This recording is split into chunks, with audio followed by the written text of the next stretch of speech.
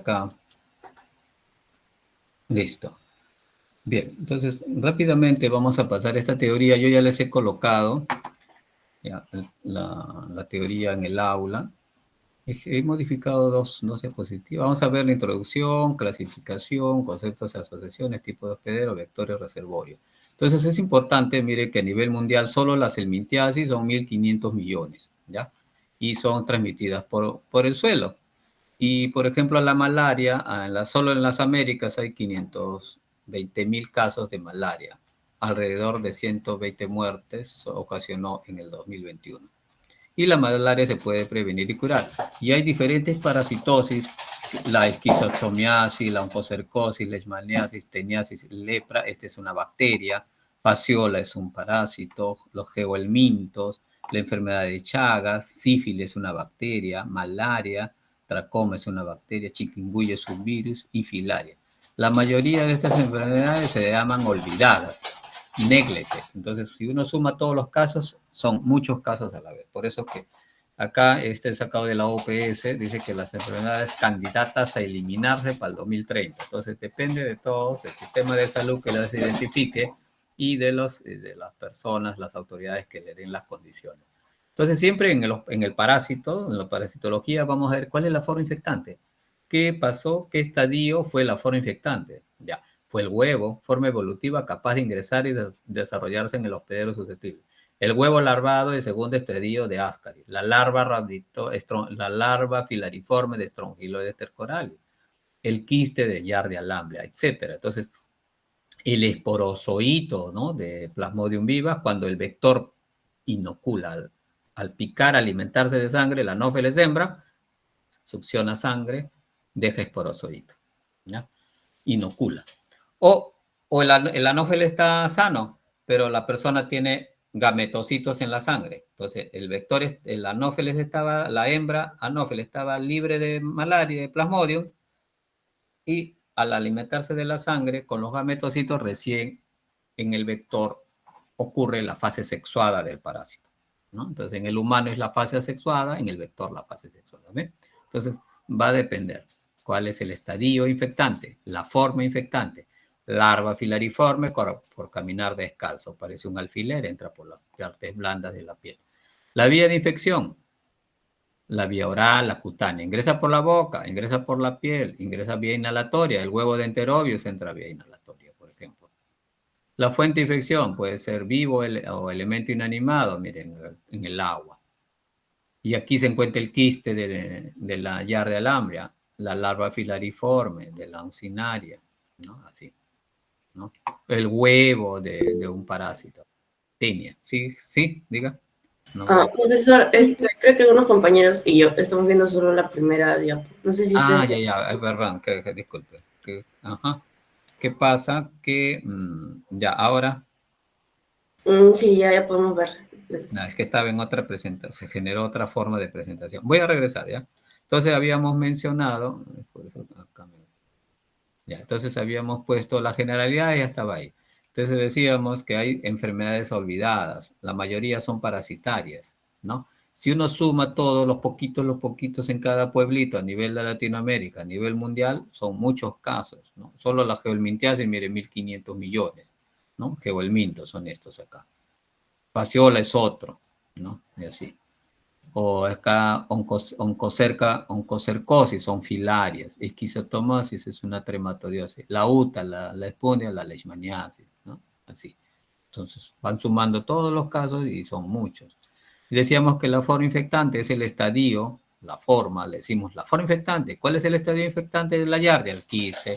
¿Cuál es el estadio infectante de Strongyloides cercoralis? La larva filariforme. O sea, tiene varios estadios, pero uno es ese estadio que ingresa a la persona o al animal o al vector, dependiendo, ¿no?, de qué estemos hablando.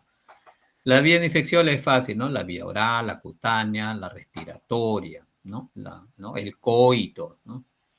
Dependiendo del parásito. La fuente de infección, mira, acá tenemos el agua, puede ser, ¿no? El pasamano ¿no?, de los micros, puede ser. El mecanismo de infección, es la acción que permite el ingreso de la forma infectante del parásito. Fecalismo, carnivorismo, contacto directo. Entonces, mire, si hablamos de carnivorismo, por ejemplo, ¿no? La persona que come carne, entonces, o el animal, que para decir carnivorismo, digamos, si hay una larva de Trichinella spiralis enquistada, o hay un cisticerco de Taenia solium, un cisticerco, la persona come el chicharrón con el cisticerco, con la triquina, le dicen también en la sierra, ¿no? Entonces uno come crudo o mal cocido y ahí está el cisticerco. Es por carnivorismo de repente, ¿no? Pero, ¿cuál es el estadio infectante? La larva cisticerco. Y para decir carnivorismo, está ingiriendo, ¿no? Está ingiriéndolo, o sea, es por vía oral. El mecanismo de infección tiene que hablarse un poco de la forma infectante o del estadio infectante y cómo el hospedero come, ¿no? Contacto directo, ingesta de agua, ingesta de fruta, ingesta de verdura, ingesta de carne cruda, ¿no? Carnivorismo incluye eso, pues, ingesta de carne cruda. Ya el mecanismo de infección, ¿no? Y el de transmisión ya, ¿no? La forma, cómo se transmite ya esa forma evolutiva parasitaria de un hospedero a otro, ¿no? O sea, cómo pasa de un hospedero a otro hospedero. El ciclo biológico es ya describe las etapas, ¿no? Por ejemplo, los helmintos tiene huevo, larva, adulto. Entonces, ¿dónde está el huevo? ¿Dónde está la larva? ¿No? Sale por las heces. ¿Qué sale por las heces? El huevo, la larva, el adulto. Y entonces podemos hacer el diagnóstico. Si elimina adultos, lo vamos a ver y vamos a identificar. Generalmente elimina huevos, ya vemos huevos. Queremos ver larva, tenemos que cultivar con arada mori. O si defeca, en la tierra está y la persona se va a infectar cuando camina descalzo. ¿Ya? Entonces, este es el ciclo evolutivo. Este del TPDX que le mencioné, están bien bonitos allí, hay diferentes. ¿Cómo se clasifica según su localización en el hospedero? ¿Ya? Esto lo he modificado, era una clase que no lo había modificado esta parte. Es hospedero, ¿ya? No es huésped, ¿no? Entonces hay una mala traducción, ¿no? El host y el guest, ¿no? Entonces, el host es el hospedero, ¿no? Cuando alguien llega a una casa, ¿quién es el hospedero? El que da la casa, ¿no? Y el huésped es la persona, ¿no? Que llega a la casa, ¿no? Entonces hay endoparásito, entonces acá vive en la parte interna del hospedero, ¿ves? Acá es la versión que no estaba actualizada. Hospedero, ocurre con la infección. Entonces, dentro del hospedero, el hospedero en este caso es la persona y el huésped será el parásito, ¿no? O sea, ecto o endoparásito. Entonces, endoparásito dentro del niño, mire cuánto gusanito. Ectoparásito fuera, acá el piojito, el chinche, el símex, ¿no? La ladilla, ¿no? Acá está la pulga. Endoparásito, acá está el trichuris, una tenia, coccidio, un tremato, ¿ya? Ahora, permanentes, los que viven siempre en el hospedero, la mayoría de los parásitos. Otros son temporales, habitan transitoriamente en el hospedero, se alimentan, ¿no? O también capacidad de producir lesión en la enfermedad. Patógenos producen enfermedad o lesión, enterobius vermicular. Y acá alrededor del ano sale la hembra a colocar huevos. Y eso genera escozor. Y se rasca, ¿no? O en el caso de que y esto pone los huevos y regresa, pero si son niñas, el adulto de la hembra adulta, valga la redundancia, la hembra ya es adulta, o el macho ya es adulto, ¿no? La hembra que sale a poner huevos, cuando son niñitas, cuando hay muchos, puede irse a la parte genital y generar infecciones urinarias, granulomas, ¿no? No patógeno, acá no ocasiona lesión, esto es un Entamoeba coli, ya ustedes van a saber por qué es un Entamoeba coli. Al observar un protozoo de esta forma, ustedes saben que es Entamoeba coli, ¿no? Núcleo con nucleolo excéntrico, y es un trofozoito, ¿ya? Así. Hospedero definitivo, ¿sí, joven Roger? Profesor, buenas noches. Una consulta. Acaba de mencionar que la Entamoeba coli no se le considera patógeno, pero ¿qué pasaría si en una muestra de un paciente que no presenta síntomas yo le encuentro, por decir, 20 quistes de E. coli por campo? ¿Se le consideraría patógeno en ese caso? No, no, ahí lo que se dice, bueno, es que de alguna forma las condiciones en la muestra, en el intestino, hace que predomine la Entamoeba coli. Si uno encuentra Entamoeba coli, es no patógeno, pero quiere decir que la Entamoeba coli, el estadio infectante es el quiste. Quiere decir que esa persona ha tomado agua contaminada con heces, porque en las heces se eliminan los quistes de Entamoeba coli.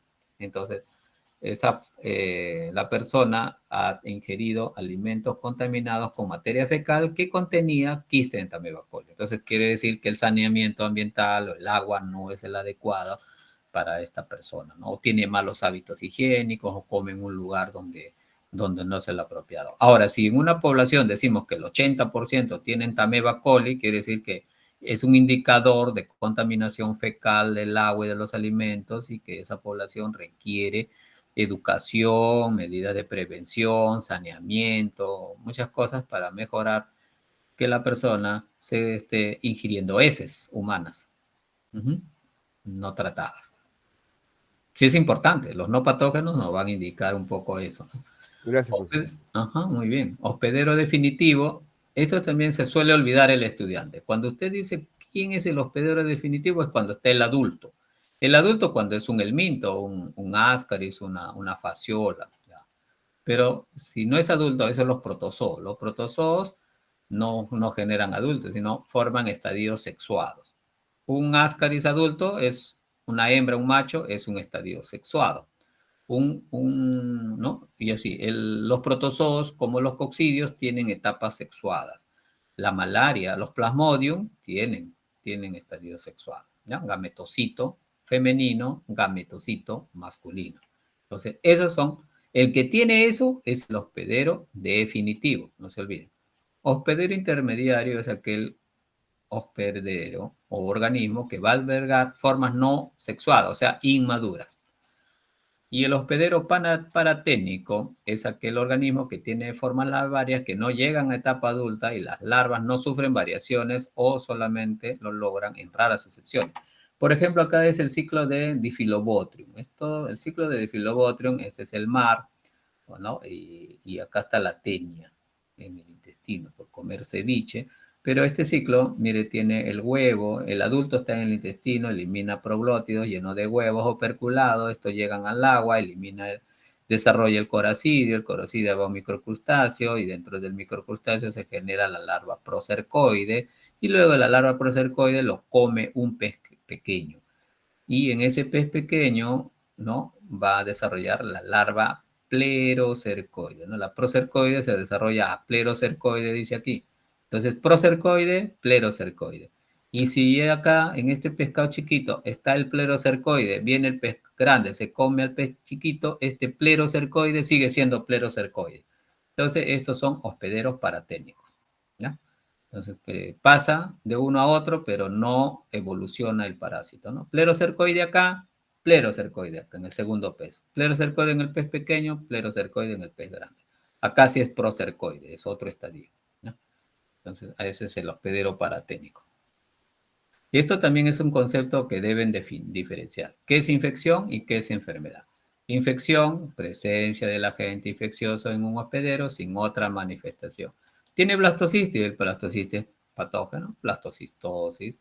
Tiene una giardia, tiene pocas giardias, no hay síntomas, giardiosis. Pero si ya hay síntomas, entonces presencia de agente en un hospedero acompañado de síntomas. Ya asis, ¿no? Asis quiere decir que hay síntomas, ¿ya? Giardiasis. Y datidosis, ¿no? El quiste está chiquito, no se siente. ¿No? Hay términos que ya se han quedado así, pero generalmente la terminación osis es infección. La infección no necesariamente tiene síntomas. Es como cuando decían el COVID, no está infectado, pero no tiene síntomas. Hizo la infección asintomática, ¿no? Sí. Entonces, así en las bacterias igual. Vaginosis. Vaginosis, no hay leucocitos, pero hay Gardnerella vaginalis bastante.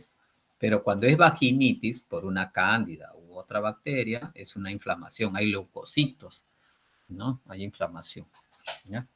Entonces, así.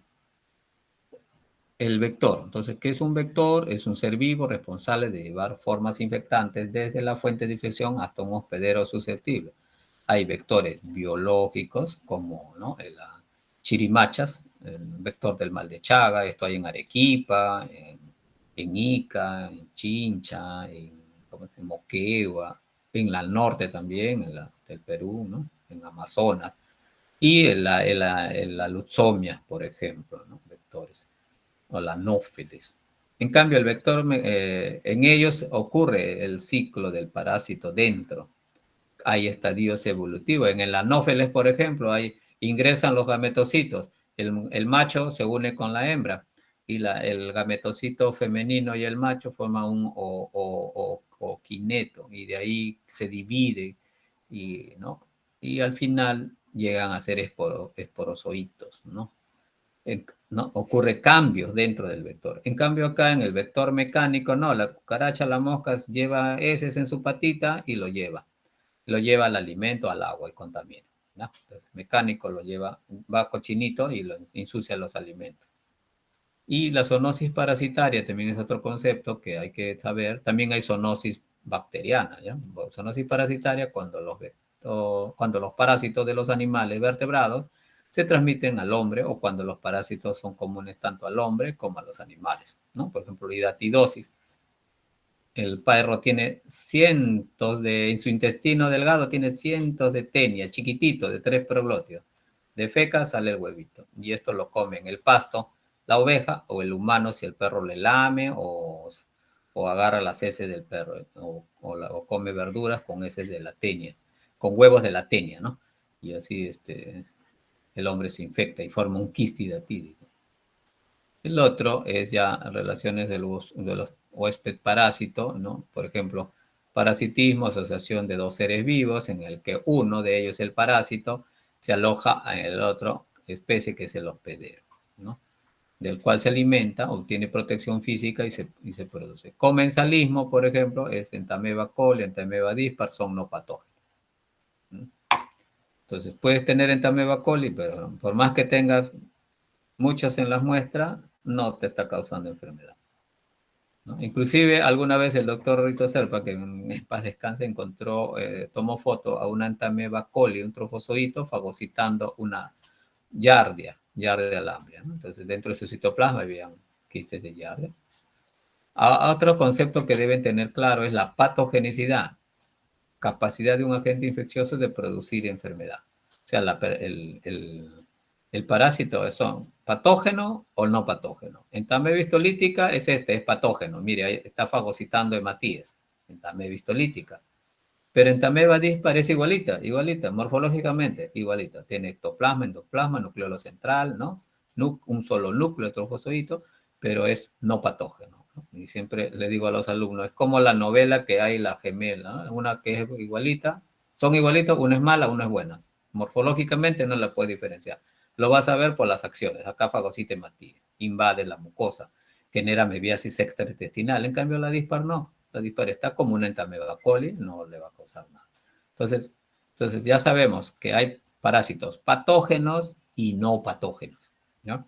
Ahora, pero qué raro, tiene Giardia y no tiene síntomas, no tiene muchos quistes, no hay poca carga parasitaria, aparentemente no tiene ningún síntoma.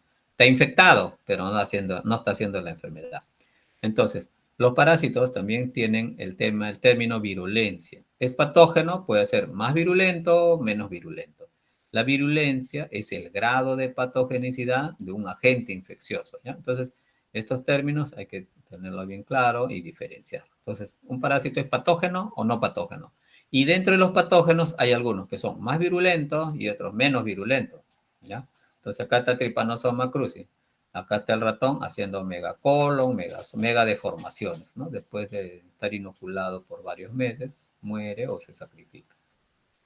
La taxonomía es muy importante, la clasificación en reino, filo, clase, orden, familia, género, especie. Para reportar en los resultados se pone género, especie. Por ejemplo, acá tenemos el género, vamos a reportar, ¿no? El estadio evolutivo, ¿no? Y el género, especie. Por ejemplo, este parásito es fasciola hepática, ¿ya? Acá no hay tilde, miren que está bien escrito. A veces el Word le pone tilde, ¿ven? Le pone hepática, dice, ve, tilde, que está mal. Los nombres científicos no llevan tilde. Cuando ustedes vean una tilde, es alternativa, no tienen, está mal, ¿no? Hay un error de tipeo. Y acá identifico el estadio adulto. Entonces, esto fasciola, a veces se debe su nombre, parece una hoja, ¿no? Fascioliforme. Acá tengo cono cefálico, es un distoma, porque acá tiene una ventosa oral, una ventosa ventral, y acá está en el hígado, ¿no? Acá están de los canalicos biliares, uno puede ver las fasciolas. El hígado recién sacrificado del animal, podemos ver que se mueven inclusive. Y para inmunología, a veces traen los alumnos para hacer sus antígenos. La forma taxonómica, 2 palabras, género, especie, le puedes escribir así, escrito y subrayas, o cursiva, también, género, especie, ¿no? Identificas, hay criterios, ¿no? Si tienes un proglótido, tienes que saber. Si tienes el escoles con proglótidos, tienes que saber. Género, especie, mayúscula, minúscula, itálica, cursiva, subrayado, dependiendo de cómo nos lo escribo. Y ya estamos especie acá, por ejemplo, ¿qué es una especie? La unidad biológica con características morfológicas, fisiológicas y genéticas bien definidas. Este es ya de alambre, tiene 2 núcleos, este es el trofozoito, y acá está el quiste. ¿Solo tiene 2 estadios? Sí. Tiene 4 pares de flagelo, 1, 2, 3, 4, 5, 6, 7, 8. Tiene simetría, miren, bilateral. Su cuerpo parabasales, parece una carita, ¿no?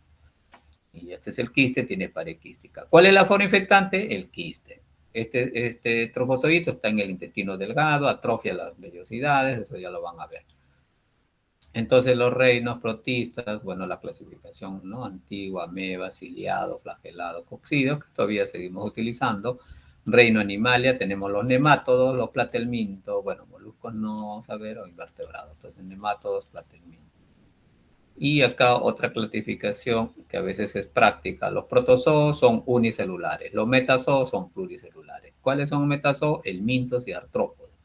Los artrópodos, todos los que tengan articulaciones con exoesqueleto. Y los helmintos están los nemátodos, gusanos redondos como un lapicero, y helmintos, platelmintos, gusanos planos como una regla, así le digo yo a los estudiantes, ¿no? Para saber diferenciar bien. Y de los platelmintos tenemos los céstodos, que son las tenias, y los tremátodos, como la fasciola, el paragonimus y el chistosoma.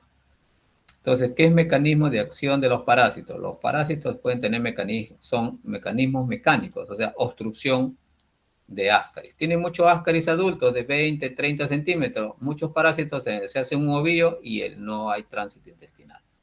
Ocupación, el cisticerco está en una parte del ojo, el cerebro. Comprensión, el quiste crece tan grande que presiona los órganos. Entonces ya, parece un tumor. Trichuris, traumático. En el colon, el trichuris se hilvana, genera prolapso rectal. Se sale el recto lleno de trichuris. Bioquímico, en también histolítica, lesiona el tejido. Inmunológico, el chistosoma genera reacciones en el hígado, los huevos se hacen un granuloma y eso genera lesiones en el hígado por reacciones inmunológicas. Y exfoliativo, las uncinarias que se alimentan de sangre y están mordiendo, se alimentan de sangre en el intestino y se llenan y quieren otro lugar, van a morder a otro lado y la herida sigue sangrando, entonces generan anemia y lesiones en la piel. Las fuentes puede ser el agua, los alimentos, ¿no? Agua contaminada, los niños que defecar en el campo, todo ello. Nosotros podemos caminar, hablar y todo el polvo puede tener en el polvo, en el agua, en lo que fuera, puede venir el parásito. Tormentas de polvo, vienen los quistes de las amebas. Podemos tener amebas de vida libre en nuestras macetas, en nuestros jardines y estamos a riesgo siempre. Por eso siempre lavarse bien las manos. La epidemiología de los parásitos, hay que tener presente la contaminación fecal, aquellos que están en el sistema digestivo, las condiciones ambientales, si hay agua, ¿no? Saneamiento ambiental, la vida rural que tanto puede afectar, si no hay, puede ser rural, pero bien saneado, bien con mucho cuidado, que las personas manejen, ¿no? Vivir en el área rural no quiere decir que uno no tenga educación sanitaria, ¿no? Entonces puede lavarte bien la mano, cuidado de las moscas, los vectores, deficiencias en la higiene y educación, eso ya es trabajo en la comunidad, responsabilidad social, educar a las personas. Y a veces es difícil, ¿no? Y cuando hay coyunturas también políticas, en los países donde hay mucha pobreza, son los que están más en guerra, ¿no? En África, por ejemplo, algunos lugares todavía no se erradican las enfermedades que, por ejemplo, ¿no? Que ya se han erradicado en otro lugar. Costumbres de alimentación, difícil, si la gente come carne cruda, con ensaladas es difícil, ¿no? Decirle que no se va a infectar con sarcocistis, por ejemplo. O las migraciones humanas, una persona que tiene mal de Chagas acá en Latinoamérica va a donar a Estados Unidos y si no tamiza bien la sangre puede pasar mal de Chagas a la persona. Siempre tener en cuenta la cadena epidemiológica, ver el medio biológico, la demografía, el ambiente, y la geografía, donde tenemos que ver el agente, ¿no? El hospedero susceptible, las vías de transmisión, los reservorios y la fuente de infección, ¿no? Y las puertas de entrada y salida, ¿no? Del parásito.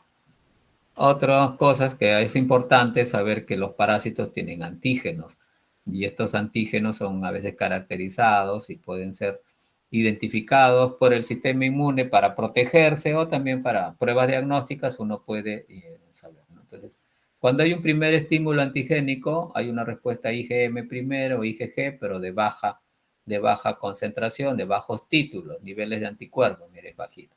Pero cuando hay un segundo estímulo, después, con el mismo antígeno, los niveles de anticuerpos van a subir, la IgG produce más, ¿no? Y si hay en una vacunación, se trata de imitar una infección natural, ¿no? De un parásito, de un virus, de una bacteria, ¿no? Entonces, generar anticuerpos es una alternativa para neutralizar aquellos microbios, ¿no? Que están presentes ahí y controlar la infección, ¿no?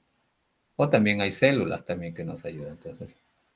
Y la inmunidad, hay anticuerpos, les pregunté, ¿no? Hay anticuerpos de la clase IgE, que están para los helmintos, para las alergias, la presencia de eosinófilos. Cuando hay eosinofilia es porque hay helmintos o Cystisospora belli también, el único protozoario, ¿ya? Entonces la IgG, anticuerpos neutralizantes para los virus, los venenos, las toxinas, y también para los parásitos también puede ayudar. El diagnóstico puede ser clínico, si hay un quiste, si hay fiebre, si hay ciertas características clínicas, se puede determinar, sospechar. Hay un criterio epidemiológico, como comió cangrejo de río, entonces puede tener paragonismo si tiene síntomas respiratorios, si tiene esputo hemoctóico. Entonces el laboratorio van a haber pruebas parasitológicas, sea heces, sea sangre o una secreción, pruebas inmunológicas, una inmunofluorescencia, un Western blot, etcétera, o para detectar antígenos también. Y las pruebas moleculares basadas en la amplificación de los ácidos nucleicos. Y la prueba por imágenes como radiológico, tomografía, etcétera, ¿no?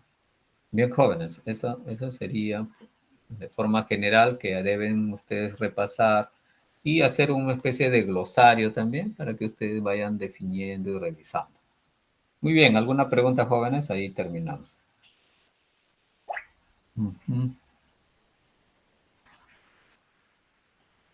Bien, si no hay preguntas, entonces ya nos vemos el día miércoles 8:30, ¿está bien para que lleguen?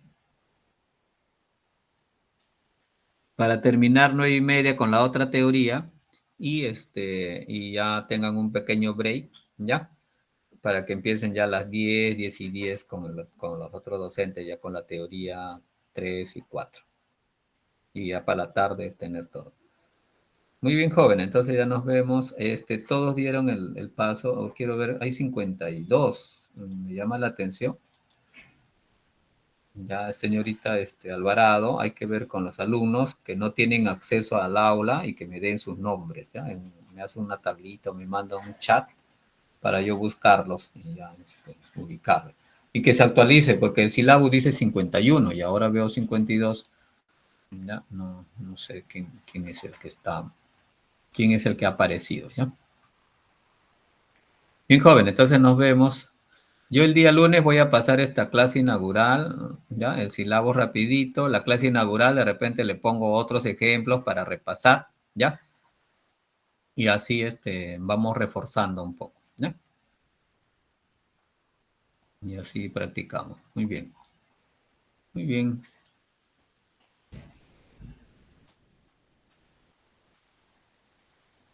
Listo. Bien, jóvenes, nos vemos entonces. Hay 53 ya. Están apareciendo más. De repente están volviendo a dar.